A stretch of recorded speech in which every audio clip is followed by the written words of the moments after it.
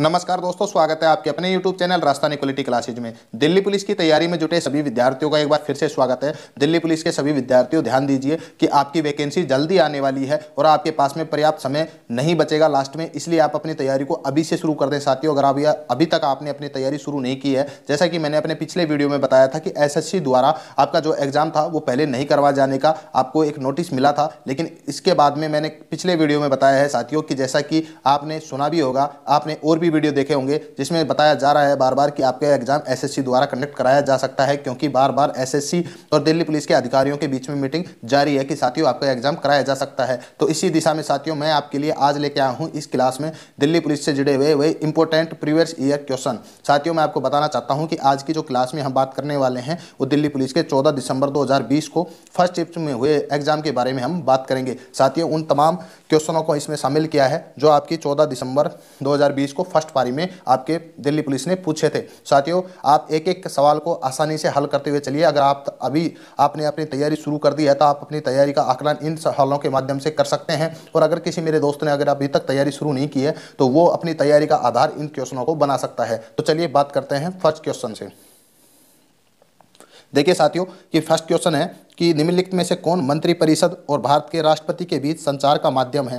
तो इसका सही आंसर होगा भारत के प्रधानमंत्री। साथियों, भारत का प्रधानमंत्री मंत्रिपरिषद और भारत के राष्ट्रपति के बीच में कड़ी या संचार के माध्यम के रूप में कार्य करता है। चलिए बात कर लेते हैं कुछ इंपॉर्टेंट फैक्ट जो प्रधानमंत्री से संबंधित है।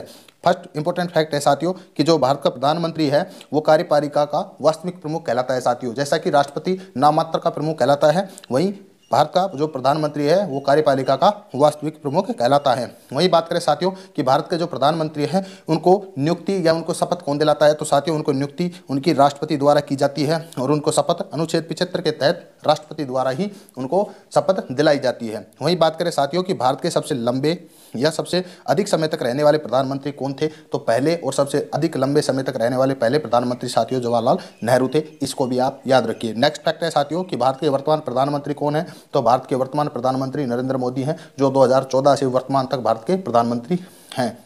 चलिए नेक्स्ट फैक्ट है कि जो भारत के सबसे अधिक आयु के प्रधानमंत्री कौन है? तो साथियों उसका सही आंसर होगा मोरारजी देसाई, क्योंकि मोरारजी देसाई 1977 में पहले गैर कांग्रेसी प्रधानमंत्री बने थे। साथियों, इसी के साथ याद रखिए कि सबसे अधिक उम्र के प्रधानमंत्री बनने वाले पहले व्यक्ति हैं, इसको भी आप याद रखिए। वहीं बात करें कि भारत के सबसे युवा प्रधानमंत्री कौन है? तो भारत के सबसे पहले युवा प्रधानमंत्री कौन है? तो वो है राजीव गांधी, जो सबसे युवा प्रधानमंत्री थे। चलिए नेक्स्ट क्वेश्चन की बात करते हैं। इन इंपॉर्टेंट फैक्ट को भी आप याद रखिए। नेक्स्ट क्वेश्चन देखिए साथियों कि निम्नलिखित में से गरिया पूजा, साथियों ध्यान दीजिए कि गरिया पूजा जो अप्रैल के तीसरे सप्ताह में मनाया जाने वाला एक त्यौहार है, यह पर्व किससे संबंधित है? आपको बताना है कि जो गरिया पूजा है वो अप्रैल के तीसरे सप्ताह में मनाया जाता है, और ये त्यौहार किस राज्य में मनाया जाता है, किस राज्य में प्रचलित है? तो साथियों इसका सही आंसर होगा त्रिपुरा। साथियों, मैं आपको बताना चाहता हूँ कि त्रिपुरा में गरिया पूजा प्रचलन में है, गरिया पूजा का त्यौहार मनाया जाता है। वहीं बात करें इंपॉर्टेंट फैक्ट की, तो साथियों ध्यान दीजिए कि जो गरिया पूजा है ये 7 दिनों तक मनाए जाने वाला एक त्यौहार है। इसका अंतिम दिन बहुत इंपॉर्टेंट होता है साथियों, क्योंकि इस दिन त्रिपुरा में राजकीय अवकाश घोषित भी किया जाता है। वहीं बात करें इस अवसर पर भगवान गरिया किसे कहा गया है? पशुधन और धन के जो देवता हैं उनको गरिया कहा है। उनकी फूलों और मालों से उनकी पूजा की जाती है। इस इंपॉर्टेंट जानकारी को भी आप ध्यान रखिए। नेक्स्ट इंपॉर्टेंट क्वेश्चन देखिए साथियों, अगर आपने अभी तक अपनी तैयारी नहीं की है तो मेरा यकीन मानिए कि आप इन सवालों को अपना आधार बनाइए, तैयारी का अपना आधार बनाइए। साथियों, आपको निश्चित ही सफलता मिलेगी। और अगर आपको इसका PDF चाहिए तो आप हमारे टेलीग्राम चैनल को जाकर ज्वाइन कर लें, डिस्क्रिप्शन में उसका लिंक है, ठीक है। आप उसके ऊपर आप जाएंगे तो आपको इसकी PDF पूरी एज इट इज मिल जाएगी। साथियों चलिए बात करते हैं थर्ड क्वेश्चन की कि पायरिया एक संक्रमण है। क्या है? पायरिया एक खालिस्तान संक्रमण है जो मसूडों के उत्तकों को प्रभावित करता है। किसको प्रभावित करता है साथियों? मसूडों के उत्तकों को प्रभावित करता है। तो आपको बताना है कि जो पायरिया है ये किसके द्वारा होता है या किसके द्वारा ये बीमारी होती है? तो साथियों ध्यान दीजिए, ये जीवाणु जनित एक रोग है। जो पायरिया है वो पायरिया जीवाणु एक संक्रमण है जो मसूडों के उत्तकों को प्रभावित करता है। चलिए नेक्स्ट सवाल बात करते हैं। नेक्स्ट सवाल देखिए साथियों कि पट्टादकल में मल्लिकार्जुन और विरूपाक्ष मंदिर, कौन सा? मल्लिकार्जुन और विरूपाक्ष मंदिर का निर्माण राजा विक्रमादित्य सेकंड की 2 रानियों ने किया था। यह किस विजय के उपलक्ष्य में किया गया था? तो साथियों आपको बताना है कि जो मल्लिका अर्जुन और विरूपाक्ष मंदिरों का जो निर्माण है वो विक्रमादित्य की 2 रानियों द्वारा किया गया था। तो आपको ये बताना है ये किसकी विजय के उपलक्ष्य में किया गया था। तो साथियों ये चोल वंश के जो ये चालुक्य वंश के जो राजा थे विक्रमादित्य, इन्होंने पल्लव वंश पर विजय की थी प्राप्त। इसकी वजह से 2 रानियों द्वारा इन दोनों मंदिरों का निर्माण किया गया था। चलिए बात करते हैं कुछ इंपॉर्टेंट जानकारी के बारे में कि साथियों जो ये मल्लिका अर्जुन और विरूपाक्ष मंदिर है इनका निर्माण विक्रमादित्य सेकंड की 2 रानियों द्वारा किया गया था। वहीं बात करें कि पल्लवों पर चालुक्यों की विजय के उपलक्ष्य में ये निर्माण करवाया गया था। वहीं बात करें साथियों कि जो मल्लिका अर्जुन का जो मंदिर है वो आंध्र प्रदेश के श्रीशैलम में स्थित है। कहाँ स्थित है? श्रीशैलम में स्थित है। वहीं बात करें विरूपाक्ष जो मंदिर है वो कर्नाटक के वेल्लारी जो जिला है उसके हम्पी में स्थित है। साथियों ध्यान दीजिए, हम्पी और यूनेस्को की विश्व धरोहर स्थल में स्मारकों का एक हिस्सा है। ये जो दोनों मंदिर हैं ये हम्पी और यूनेस्को की जो विश्व धरोहर के स्थल स्मारक है उसमें सम्मिलित मंदिर हैं। साथियों इसको भी आपको ध्यान रखना है। चलिए नेक्स्ट क्वेश्चन की बात करते हैं। नेक्स्ट क्वेश्चन है, वेरी इंपॉर्टेंट सवाल है साथियों कि निम्नलिखित में से भारत के महालेखा परीक्षक की नियुक्ति किसके द्वारा की जाती है। तो साथियों इसका सही आंसर होगा राष्ट्रपति द्वारा। साथियों ध्यान दीजिए कि CAG जिसको शॉर्ट फॉर्म में कैग भी बोला जाता है, भारत के नियंत्रक और महालेखा परीक्षक, इनकी नियुक्ति राष्ट्रपति द्वारा की जाती है। वहीं मैं आपसे बात करूं तो साथियों इनके जो अनुच्छेद हैं कैग से संबंधित जो अनुच्छेद हैं वो 148 से साथियों 151 तक हैं। आपको ये भी याद रखना है। चलिए नेक्स्ट क्वेश्चन की बात करता हूँ। चलिए नेक्स्ट क्वेश्चन इंपॉर्टेंट सवाल है साथियों, ध्यान दीजिए इसको भी आप कि EEG, इसको ध्यान दीजिए साथियों कि EEG एक परीक्षण है। क्या है? EEG एक परीक्षण है जिसका उपयोग मस्तिष्क में विद्युत गतिविधियों का मूल्यांकन करने के लिए किया जाता है। तो आपको बताना है कि EEG का पूर्ण रूप क्या है, फुल फॉर्म क्या है, आपको बताना है। तो बताइए इसका सही आंसर क्या होगा। तो साथियों इसका सही आंसर हो जाएगा इलेक्ट्रोएन्सेफेलोग्राम। क्या होगा? ऑप्शन 2 इसका सही आंसर हो जाएगा साथियों कि इसका ये आंसर सही हो जाएगा इलेक्ट्रोएन्सेफेलोग्राम, इसका EEG का फुल फॉर्म है। ध्यान दीजिए नेक्स्ट सवाल देखिए आप। नेक्स्ट इंपॉर्टेंट सवाल है कि जो दाद एक सामान्य त्वचा संक्रमण है, दाद एक सामान्य त्वचा संक्रमण है जो निम्न के कारण होता है। कि आपको बताना है कि तो दाद होता है ये बीमारी किसके कारण होती है। तो साथियों जैसा कि आप जानते हैं कि दाद एक कवक जनित बीमारी है, कवक या फफूंद जनित बीमारी है। जो दाद है एक कवक जनित बीमारी है। तो आपको ऑप्शन सेकंड इसका सही आंसर हो जाएगा। नेक्स्ट इंपॉर्टेंट सवाल देखिए, हम साथियों जल्दी जल्दी से एक एक सवाल को करने वाले हैं। इन सवालों से पता है क्या आप अपनी तैयारी को देखेंगे कि आपकी तैयारी कितनी मजबूत हो चुकी है या आपको कितनी तैयारी की कमजोरी है जो आप अपनी पूरी कर सकते हैं। क्योंकि अभी तक आपकी वैकेंसी आई नहीं है लेकिन कुछ ही समय में आपकी वैकेंसी आ जाएगी। और साथियों आप यकीन मानिए कि आपकी वैकेंसी आने के 2 या 3 महीने बाद ही आपका एग्जाम करा लिया जाएगा साथियों, क्योंकि दिल्ली पुलिस की जो वैकेंसी है इसकी बहुत मांग हो रही है साथियों, बार बार इसकी मांग हो रही है। जैसे ही ये वैकेंसी आ जाएगी इसके बाद में इसका एग्जाम तुरंत करा लिया जाएगा। अगर आपको इसको PDF चाहिए, इस वीडियो का PDF चाहिए तो आपको हमारे टेलीग्राम चैनल पर मिल जाएगा। आप डिस्क्रिप्शन में जाकर उसका लिंक देख सकते हैं, उस पर क्लिक कीजिए, आप हमारे चैनल को ज्वाइन कीजिए और वहाँ पर आपको इसका PDF मिल जाएगा। चलिए बात करते हैं नेक्स्ट क्वेश्चन की। नेक्स्ट क्वेश्चन है वेरी इंपॉर्टेंट क्वेश्चन है कि जो निम्नलिखित है इसमें 1947 में स्वतंत्र भारत के पहले कानून मंत्री कौन है साथियों? कानून मंत्री कौन थे या किसे नियुक्त किया गया था, आपको बताना ये है। तो साथियों मैं आपको बता दूं कि 1947 में स्वतंत्र भारत के पहले कानून मंत्री डॉक्टर भीमराव अंबेडकर को बनाया गया था। किसे बनाया गया था? BR अंबेडकर को बनाया गया था। इसको भी आप ध्यान रखिए। चलिए नेक्स्ट क्वेश्चन की बात करते हैं साथियों। एक एक सवाल वेरी इंपॉर्टेंट है। अगर आप जब आप अपना पेपर देंगे तो देखेंगे कि आपको कई सवाल तो इस वीडियो में से मिलने वाले हैं, क्योंकि ये सवाल दिल्ली पुलिस ने, क्योंकि सवाल कुछ नए तो बन नहीं सकते भाई, सवाल कुछ नए बन सकते हैं क्या? जो सवाल बने हैं वही बार बार रिपीट होते रहते हैं। और मैं आपको बता रहा हूँ कि एक एक पारी का एक एक डे हम ऐसे ही सभी पारियों के पेपरों को हल करने वाले हैं और आप लास्ट में देखेंगे कि आपकी तैयारी इन सवालों से ही बहुत मजबूत हो जाएगी। चलिए बात करते हैं नेक्स्ट क्वेश्चन की कि साथियों प्राकृतिक निकायों के संग्रह के रूप में, प्राकृतिक निकायों के संग्रह के रूप में मिट्टी का अध्ययन करने के लिए एकीकृत दृष्टिकोण है, एकीकृत दृष्टिकोण है। आप इसको आसान भाषा में समझ सकते हैं कि जो मिट्टी का अध्ययन है उसे क्या कहा जाता है। तो साथियों इसका सही आंसर होगा पेडोलॉजी। क्या होगा? पेडोलॉजी। आप इसे भी ध्यान रखिए। चलिए नेक्स्ट क्वेश्चन है, 10वां क्वेश्चन क्या है कि निम्नलिखित में से कौन पहली महिला भारतीय पुलिस सेवा की अधिकारी थी। आईपीएस अधिकारी कौन थी? भारत की पहली आईपीएस अधिकारी कौन थी? इस प्रकार भी आपसे सवाल पूछा जा सकता है। लैंग्वेज को बदला जा सकता है कि पहली आईपीएस अधिकारी कौन थी या पहली भारतीय पुलिस अधिकारी कौन थी। तो साथियों इसका सही आंसर हो जाएगा किरण बेदी। कौन थी साथियों? किरण बेदी, ध्यान रखिए। नेक्स्ट क्वेश्चन देखिए साथियों कि एनएसएसओ, ध्यान दीजिए, एनएसएसओ भारत सरकार के सांख्यिकी मंत्रालय के अधीन एक संगठन है। क्या इसे एनएसएसओ की फॉर्म क्या है, आपको तो ये बताना है साथियों। जैसा कि लैंग्वेज आपके क्वेश्चन पेपर में थी, एज इट इज मैंने वो लैंग्वेज इस वीडियो में इस्तेमाल की है। आप देख सकते हैं कि क्वेश्चनों की जो लैंग्वेज है वो वेरी डिफिकल्ट है साथियों, वेरी कठिन है, ठीक है। तो आपको उसी प्रकार से अपनी भी तैयारी को उसी प्रकार से बनाना है कि साथियों आपको ऐसी दिक्कत ना आए, क्योंकि आपके पास में 90 मिनट मिलते हैं साथियों, 90 मिनट मिलती हैं, ठीक है, जिससे आपको तैयारी में इसी तरीके से 4 चांद लगाने हैं कि आप 90 मिनट में पूरा पेपर बढ़िया ढंग से हल कर सकें। तो आप देखिए कि इन क्वेश्चनों की जो लैंग्वेज है वो कितनी टफ दी गई है। तो इसी प्रकार साथियों आगे भी ऐसे ही सवाल आपके आने वाले हैं। तो हम बात कर लेते हैं एनएसएसओ, जो भारत सरकार के सांख्यिकी मंत्रालय के अधीन एक संगठन है। क्या है एनएसएसओ की फॉर्म, आपको बताना ये है। तो साथियों इसका सही आंसर होगा राष्ट्रीय नमूना सर्वेक्षण कार्यालय, इसकी फुल फॉर्म हो जाएगी एनएसएसओ की। नेक्स्ट क्वेश्चन देखिए।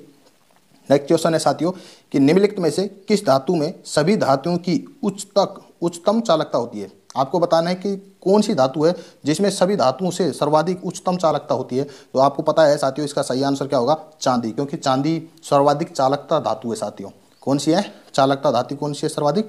चांदी है। इसको भी आप ध्यान रखिए, सिल्वर को भी आप ध्यान रखिए। नेक्स्ट क्वेश्चन देखिए साथियों कि भारत के संविधान की निम्नलिखित अनुसूचियों में से कौन सी 3 अनुसूचियों का प्रतीक है संघ, राज्य और समवर्ती सूची।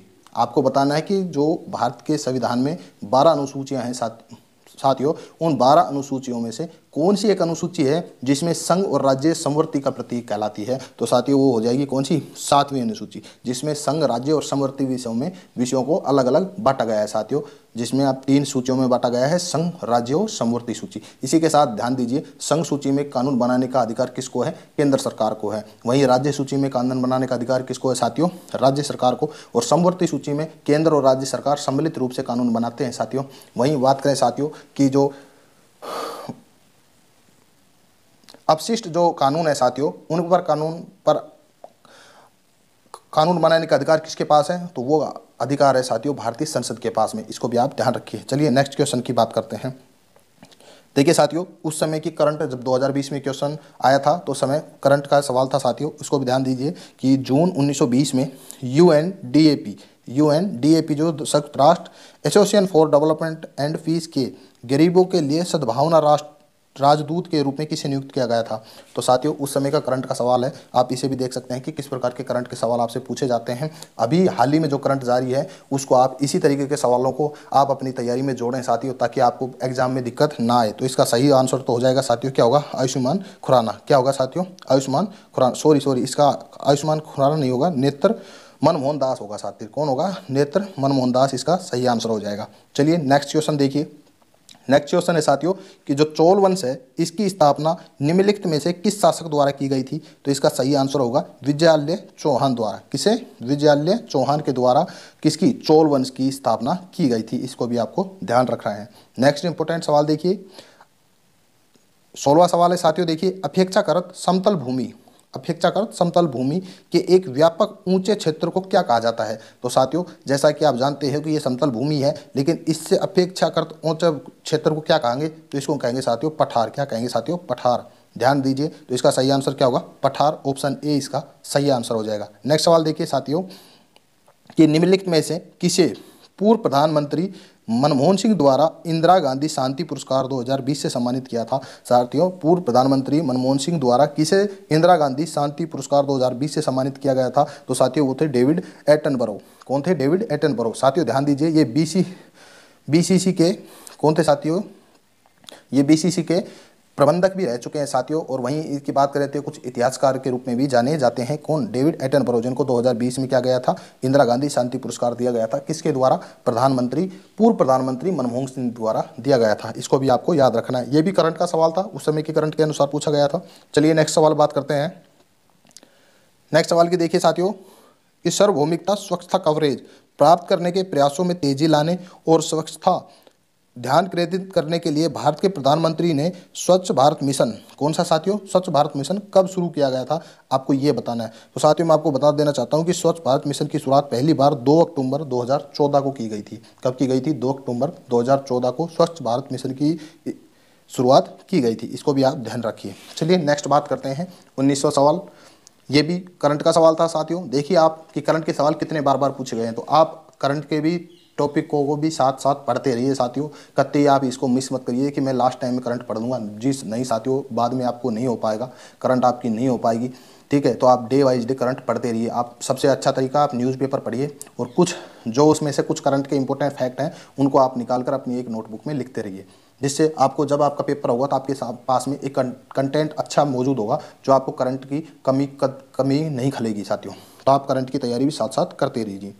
चलिए नेक्स्ट सवाल बात करते हैं साथियों कि निम्नलिखित में से फिल्मी हस्तियों में से किसे सितंबर 2020 में बाल अधिकार अभियान के पैरोकार यूनिसेफ की पहली हस्ती के रूप में शामिल किया गया था? तो इसका आंसर होगा साथियों आयुष्मान खुराना। साथियों 2020 में बाल अधिकार अभियान के दौरान यूनिसेफ ने भारतीय हस्ती के रूप में शामिल किया था। किसे किया था? आयुष्मान खुराना को।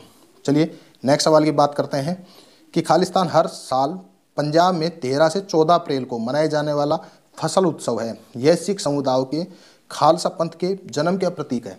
आपको ये सवाल दोबारा पढ़ के बताता हूँ मैं कि खालिस्तान हर साल पंजाब में 13 से 14 अप्रैल को मनाए जाने वाला एक फसल उत्सव है। कौन सा है साथियों? फसल उत्सव। यह सिख समुदाय के खालसा पंथ के जन्म का प्रतीक है। तो आपको बताना है कि ये कौन सा उत्सव है, इसका नाम क्या है। तो साथियों इसका सही आंसर होगा बैसाखी, ऑप्शन 4। बैसाखी हर साल पंजाब में 13 से 14 अप्रैल को मनाए जाने वाला फसल उत्सव है। यह सिख समुदाय के खालसा पंथ के जन्म का प्रतीक माना जाता है। इसको भी आप ध्यान रखिए, वेरी इंपॉर्टेंट सवाल है साथियों। नेक्स्ट सवाल देखिए साथियों। नेक्स्ट सवाल है कि निम्नलिखित में से किस शहर में संगमरमर के नक्काशीदार दिलवाड़ा जैन मंदिर स्थित है, विभिन्न जैन तीर्थकों को प्रतिस्थापित कर रहे? तो बताओ कि कौन सा जो मंदिर है वो नक्काशीदार दिलवाड़ा जैन मंदिर कहाँ स्थित है जो तीर्थंकर को प्रतिस्थापित करता है? तो साथियों इसका सही आंसर होगा क्या? माउंट आबू, राजस्थान। साथियों राजस्थान के माउंट आबू में दिलवाड़ा का जैन मंदिर स्थित है। इसको भी आप ध्यान रखिए। नेक्स्ट क्वेश्चन देखिए साथियों। नेक्स्ट क्वेश्चन है भारतीय बैंकों द्वारा किसान क्रेडिट कार्ड। साथियों आपको क्या बताना है? किसान क्रेडिट कार्ड किस वर्ष शुरू किया गया था? तो आपको बताना है कि किसान क्रेडिट कार्ड योजना जो है किस वर्ष शुरू की गई थी। तो इसका सही आंसर होगा 1998। 1998 में पहली बार बैंकों द्वारा किसान क्रेडिट कार्ड योजना शुरू की गई थी। इसके द्वारा साथियों किसानों को कुछ ऋण प्रदान किया जाता है, उनकी भूमि के अनुसार या उनकी कितनी भूमि है उनके पास में, इस अनुसार देखकर उनको ऋण प्राप्त प्रदान किया जाता है। इसीलिए बोला जाता है किसान क्रेडिट कार्ड। नेक्स्ट सवाल देखिए साथियों कि खालिस्तान जनसंख्या की समय समय पर की जाने वाली एक आधिकारिक प्रगणना है। तो साथियों इसका सही आंसर होगा क्या? सेंसस, या इसको बोल सकते हैं आप जनगणना। क्या बोल सकते हो साथियों? जनगणना। सेंसस का अर्थ भी क्या है साथियों? जनगणना।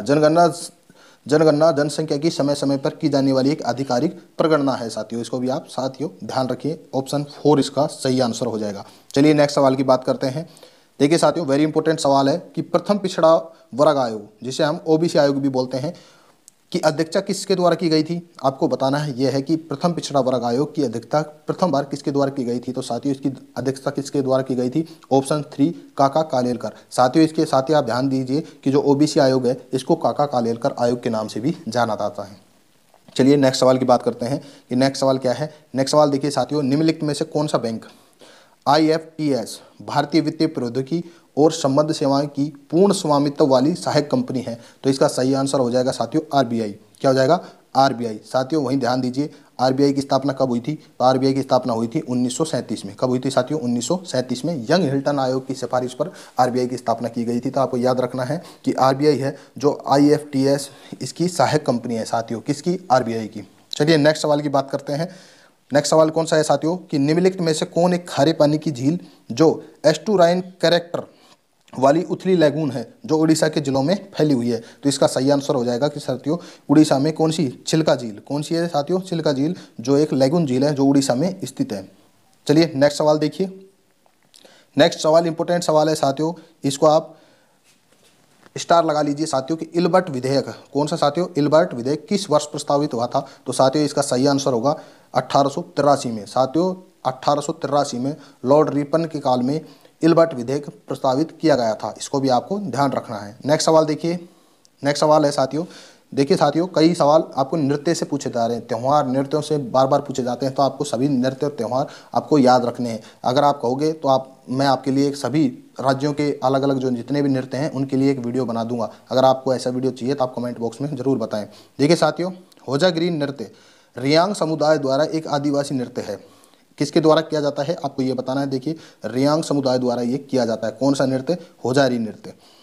जो किससे जुड़ा है? निम्नलिखित राज्य केंद्र शासित प्रदेशों से। तो आपको बताना है कि किस राज्य किस केंद्र शासित प्रदेश में होजागिरी नृत्य किया जाता है जो रियांग समुदाय द्वारा किया जाता है। तो इसका सही आंसर क्या होगा साथियों? तो इसका सही आंसर होगा त्रिपुरा। कौन सा आंसर होगा सही? त्रिपुरा, क्योंकि त्रिपुरा में होजागिरी नृत्य किया जाता है साथियों, ध्यान रखना।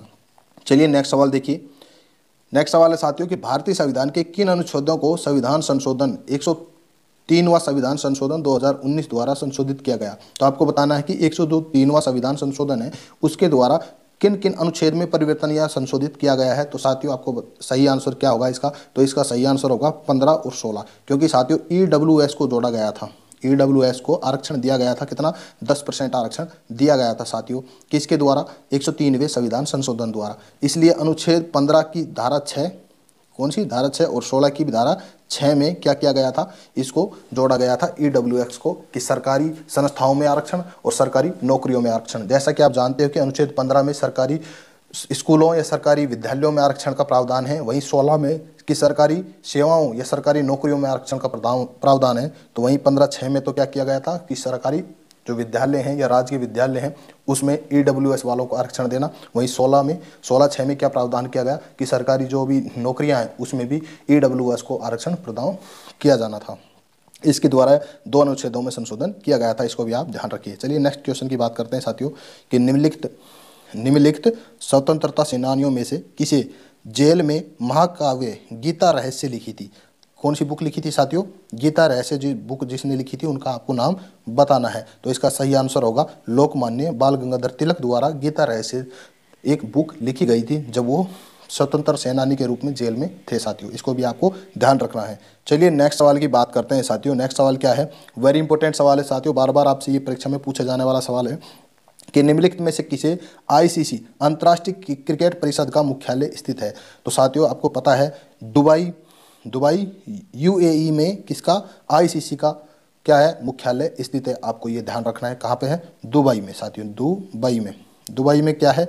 UAE। इसको भी ध्यान रखिए साथियों, कौन सा देश है? UAE। और स्थान कौन सा है साथियों? दुबई में किसका ICC का मुख्यालय स्थित है? इसको आपको याद रखना है। चलिए नेक्स्ट सवाल की बात करते हैं साथियों कि जो भारत का अनुच्छेद 112 है, भारतीय अनुच्छेद 112 एक वर्ष का वित्तीय खालिस्तान उस विशेष वर्ष के लिए सरकार की अनुमानित प्राप्ति और व्यय का विवरण है। तो साथियों इसमें क्या आएगा खालिस्तान में? आपको ये बताना है। तो साथियों इसमें आएगा बजट, क्योंकि भारतीय संविधान का अनुच्छेद 112 जिसमें एक वर्ष की वित्तीय प्राप्तियां और व्ययों का विवरण कहा जाता है साथियों। वहीं आपको साथियों ध्यान रखना है कि बजट का भारतीय संविधान में कहीं पे भी नाम नहीं है। वहीं बजट के स्थान पर किसका नाम है? भारतीय संविधान में बजट के स्थान पर एक वर्ष में वित्तीय प्राप्तियां और व्ययों का विवरण का नाम से जाना जाता है, जबकि बजट नाम का कहीं पे भी उल्लेख भारतीय संविधान में नहीं है। आपको ये भी ध्यान रखना है। चलिए नेक्स्ट सवाल की बात करते हैं साथियों। नेक्स्ट सवाल क्या है कि निम्नलिखित में से 1932 में हरिजन सेवा संघ की स्थापना किसके द्वारा की गई थी? आपको बताना है कि हरिजन सेवा संघ की स्थापना 1932 में किसके द्वारा की गई थी? तो इसका सही आंसर होगा महात्मा गांधी। महात्मा गांधी द्वारा 1932 में हरिजन संघ की स्थापना की गई थी साथियों। इसको भी आपको याद रखना है। चलिए नेक्स्ट सवाल देखिए साथियों कि जो अर्जुन पुरस्कार है, नेक्स्ट सवाल क्या है? अर्जुन पुरस्कार के लिए पुरस्कार राशि जो 2020 में 5 लाख से बढ़ाकर खालिस्तान कर दी गई। आपको बताना है कि ये राशि कितने से कितनी कर गई। तो साथियों पहले ये राशि 5 लाख थी। कितनी थी साथियों? 5 लाख। उसके बाद में अब ये राशि कितनी कर दी गई? तो साथियों ये 15 लाख बढ़ा दी गई। इसको कितना कर दिया गया? 15 लाख। तो इसका सही आंसर होगा 15 लाख, क्योंकि अर्जुन पुरस्कार की जो प्राप्त राशि है, पुरस्कार राशि है, वो 5 लाख से बढ़ाकर 15 लाख कर दी गई है। आपको ये भी याद रखना है। चलिए नेक्स्ट इंपॉर्टेंट सवाल देखिए। नेक्स्ट इंपॉर्टेंट सवाल है साथियों, वेरी इंपॉर्टेंट सवाल है। इसको भी आप स्टार लगा लीजिए कि किसने अलीगढ़ आंदोलन का नेतृत्व किया था। तो साथियों इसका सही आंसर होगा सैयद अहमद खान द्वारा 1857 की, कौन सी? 1857 की क्रांति के असफल होने के बाद में मुस्लिमों में धर्म सुधार आंदोलन के लिए साथियों ये आंदोलन चलाया गया था। कौन सा? अलीगढ़ आंदोलन। और इसका नेतृत्व किसने किया था? सैयद अहमद खान द्वारा इसका नेतृत्व किया गया था। वेरी इंपॉर्टेंट सवाल है साथियों, ध्यान रखिए, बार बार परीक्षा में पूछा जाता है। नेक्स्ट सवाल की बात करते हैं साथियों। 36 नंबर का सवाल है कि निम्नलिखित में से कौन स्वतंत्र भारत के पहले वित्त मंत्री बने थे? साथियों कौन बने थे भारत के पहले वित्त मंत्री? तो इसका सही आंसर हो जाएगा RK सन्मुख चेट्टी। कौन थे साथियों? सन्मुख चेट्टी थे जो भारत के पहले वित्त मंत्री बने थे साथियों। जिन्होंने पहली बार भारत का बजट पेश करने वाले पहले व्यक्ति कौन थे साथियों? तो वो कौन थे? RK सन्मुख चेट्टी। इसके साथ आप ये भी याद रखिए कि पहली बार बजट पेश करने वाले पहले वित्त मंत्री कौन थे? तो वो थे RK सन्मुख चेट्टी। ध्यान रखिए साथियों। नेक्स्ट सवाल देखिए। नेक्स्ट सवाल है नेयर बांध। कौन सा साथियों? नेयर बांध निम्नलिखित में से किस राज्य की नेयर नदी पर एक गुरुत्वाकर्षण बांध है? आपको बताना है कि कौन सा बांध है? नेयर बांध, जो एक गुरुत्वाकर्षण बांध है, ये नेयर नदी पर स्थित है। कहाँ पर है साथियों? तो ये सही आंसर होगा इसका केरल। केरल में नेयर बांध स्थित है साथियों। इसको भी आप ध्यान रखिए साथियों। ये वैसे भी पिकनिक स्थल के रूप में भी बहुत ज़्यादा प्रचलन में है, इसको भी आप ध्यान रखना है। नेक्स्ट सवाल देखिए कि निम्नलिखित में से कौन IPL 2020 की किंग 11 पंजाब का कप्तान था? आपको बताना है कि जो IPL है साथियों, IPL है, ये IPL में किंग 11 जो पंजाब टीम है उसका कप्तान कौन था 2020 में? तो साथियों आपको इसी प्रकार अपनी तैयारी को अभी भी ऐसी प्रकार से करनी है कि आपको IPL से संबंधित या खेल से संबंधित उन सभी सवालों को एक जगह याद रखना है साथियों, जो कि आपको एग्जाम की दृष्टि से वेरी इंपॉर्टेंट रहेंगे। तो आपको देखना है, आपको अभी क्या करना है, इन सवालों को आप ना इस तरीके से देखिए कि आप किस तरीके से अपनी तैयारी कर रहे हैं और किस दिशा में कर रहे हैं। इन सवालों से आपको अपनी तैयारी में एक बूस्ट प्रदान होगा साथियों, जिससे आपको ये पता लग जाएगा कि आपको अपनी तैयारी किस दिशा में करनी है और किस स्तर से करनी है। तो इसका सही आंसर तो क्या होगा साथियों? इसका होगा KL राहुल, क्योंकि 2020 में IPL किंग 11 पंजाब की जो कप्तानी की थी वो किसने की थी? KL राहुल ने की थी। चलिए नेक्स्ट सवाल की बात करते हैं साथियों कि निम्नलिखित फिल्म जो हस्ती हैं उनमें से कौन सितंबर 2020 में NSD national school of drama, साथियों ध्यान दीजिए, NSD national school of drama का अध्यक्ष बनाया गया था 2020 में? तो उसका सही आंसर क्या होगा साथियों? क्या होगा सही? इसका होगा अनुपम खेर। क्या होगा साथियों? अनुपम खेर इसका सही आंसर हो जाएगा। NSD कौन सा साथियों? NSD यानी कि नेशनल स्कूल ऑफ ड्रामा का अध्यक्ष 2020 में किसे बनाया गया था? अनुपम खेर को बनाया गया था। नेक्स्ट सवाल देखिए साथियों। नेक्स्ट सवाल क्या होगा कि निम्नलिखित में से किस द्वीप में भारत का एकमात्र ज्वालामुखी पाया जाता है? तो साथियों आप सबको पता है कि भारत में एक सक्रिय ज्वालामुखी है जो बैरन द्वीप पर स्थित है। किस द्वीप पर स्थित है? बैरन द्वीप पे। वहीं बात करें बैरन द्वीप कहाँ है? तो साथियों अंडमान निकोबार द्वीप समूह में स्थित है। अंडमान निकोबार द्वीप समूह में स्थित कौन सा द्वीप है? बैरन द्वीप, जहाँ पर भारत का एकमात्र सक्रिय ज्वालामुखी स्थित है। बहुत परीक्षाओं में बार बार ये सवाल पूछा जाता है साथियों, इसको भी आपको ध्यान रखना है। नेक्स्ट सवाल देखिए। नेक्स्ट सवाल है कि निम्नलिखित में से कौन सी आर्थिक योजना गैर कॉर्पोरेट, गैर कृषि क्षेत्र, सूक्ष्म और लघु उद्योगों के लिए डिजाइन की गई एक पहल है जिसका क्रेडिट जरूरी है 10 लाख से कम है? साथियों इसकी लैंग्वेज मैंने कुछ नहीं बदली है, एज इट इज यही लैंग्वेज आपके पेपर में दी हुई थी। एज इट इज मैंने इसको प्रिंट किया है साथियों, ठीक है। इस लैंग्वेज मैंने बिल्कुल भी चेंज नहीं की है। आप देख सकते हो कि आपकी परीक्षा में किस तरीके के कठिन लैंग्वेज में सवाल पूछे गए हैं। अब आप इससे ये अनुमान लगा सकते हो कि आपकी परीक्षा में किस तरीके के कठिन लैंग्वेज में सवाल पूछे जा रहे हैं, ठीक है। तो साथियों इसको ध्यान देना कि निम्नलिखित में से आर्थिक योजना गैर कॉर्पोरेट और गैर कृषि क्षेत्र सूक्ष्म और लघु उद्योगों के लिए डिजाइन की गई एक पहल है जिसका क्रेडिट 10 लाख से कम है। तो साथियों इसका सही आंसर होगा प्रधानमंत्री मुद्रा योजना। प्रधानमंत्री मुद्रा योजना में 10 लाख रुपए का साथियों क्रेडिट प्रदान किया जाता था। कितना? 10 लाख रुपए क्रेडिट प्रदान किया जाता था। इसको भी आपको ध्यान रखना है। चलिए नेक्स्ट सवाल देखिए। नेक्स्ट सवाल है साथियों, राजगीर जो नृत्य है यह महोत्सव निम्नलिखित में से किस राज्य या किस केंद्र शासित प्रदेश में शास्त्रीय नृत्यों की व्यापक लोकप्रियता का प्रमाण है? लोकप्रियता का प्रमाण है। तो इसका सही आंसर होगा साथियों बिहार, क्योंकि बिहार राज्य में राजगीर नृत्य किया जाता है साथियों। इसको भी आपको ध्यान रखना है। नेक्स्ट सवाल देखिए। नेक्स्ट सवाल है एशियाई विकास बैंक यानी कि ADB। आपको ध्यान देना है एशियाई विकास बैंक के सदस्य देश कितने हैं आपको ये बताना है। तो साथियों इसका सही आंसर हो जाएगा 68। वहीं बात करें इसकी स्थापना की तो इसकी स्थापना हुई थी 1966 में। वहीं इसकी बात करें इसका मुख्यालय कहाँ है तो इसका मुख्यालय है मनीला में। कहाँ स्थित है साथियों? मनीला में इसका मुख्यालय स्थित है। इसको भी आप ध्यान रखिए। वहीं बात करें कि इसकी स्थापना के समय 31 देश थे। कितने थे साथियों? 31 देश। लेकिन वर्तमान में कितने हैं? 68 सदस्य देश इसके स्थित है। चलिए बात करते हैं नेक्स्ट सवाल की। नेक्स्ट सवाल है कि निम्नलिखित में से किसे क्रिकेटर ने राजीव गांधी खेल रत्न पुरस्कार 2020 जीता था? तो साथ ही इसका सही आंसर होगा रोहित शर्मा। रोहित शर्मा राजीव गांधी खेल पुरस्कार प्राप्त करने वाले चौथे खिलाड़ी बने थे इंडिया के साथियों। इससे पहले सचिन तेंदुलकर और उसके बाद में महेंद्र सिंह धोनी और विराट कोहली, और चौथे बने थे रोहित शर्मा। इसको भी आपको ध्यान रखना है। चलिए नेक्स्ट सवाल बात करते हैं साथियों, जो दिल्ली सल्तनत है इसकी स्थापना कब की गई थी। तो साथियों आपको पता है कि दिल्ली सल्तनत की जो कार्यकाल है वो 1206 से कब तक है, 1526 तक चलता है साथियों। कब तक चलता है, 1526 तक। 1526 के बाद में मुगल काल की स्थापना हो जाती है साथियों। बाबर के द्वारा मुगल काल की स्थापना 1526 में हो जाती है। वहीं 1206 में किसकी, दिल्ली सल्तनत की स्थापना होती है। तो इसका सही आंसर होगा 1206। इसको भी आपको याद रखना है।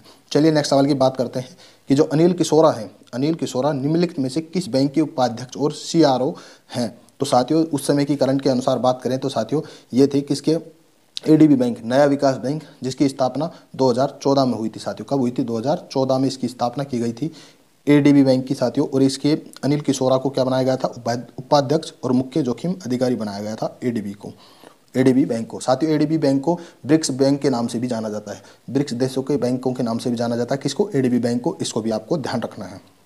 चलिए नेक्स्ट सवाल क्या है।